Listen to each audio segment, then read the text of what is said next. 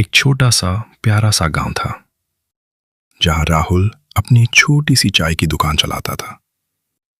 राहुल बहुत ही मेहनती और ईमानदार इंसान था।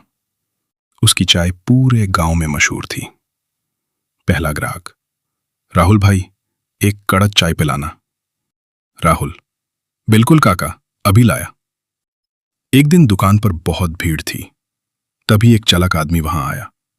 उसने चाय पी और पैसे देते वक्त राहुल को धोखा देने की कोशिश की।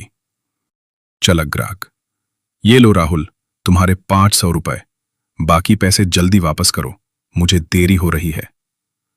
राहुल, लेकिन साहब, ये तो सिर्फ 100 रुपए हैं।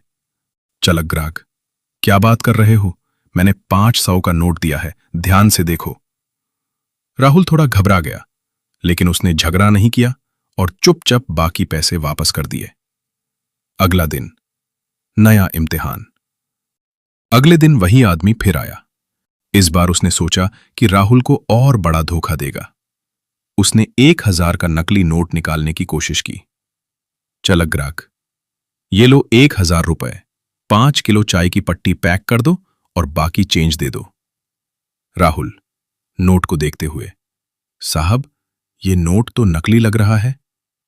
चालाक ग्राहक, तुम्हें समझ नहीं है, ये नया नोट है, जल्दी करो। तभी वहां एक बहुत ही गरीब और भूखा बूढ़ा आदमी आया। उसके पास चाय पीने के लिए सिर्फ 2 रुपए थे। बुद्धा आदमी, बेटा, क्या मुझे थोड़ी सी चाय मिल सकती है? मेरे पास सिर्फ इतने ही पैसे हैं। राहुल, अरे बाबा, आप पैसे रहने दीजिए, आप बैठिए, मैं आपके लिए चाय और बिस्किट लाता हूं। राहुल की ये ईमानदारी और नेक दिली देखकर वो चालाक आदमी शर्मिंदा हो गया। चालाक आदमी को समझ आ गया कि राहुल भले ही गरीब है, लेकिन उसका दिल बहुत बड़ा है। उसने अपने पुराने धोखे के लिए माफी मांगी और सही पैसे दिए।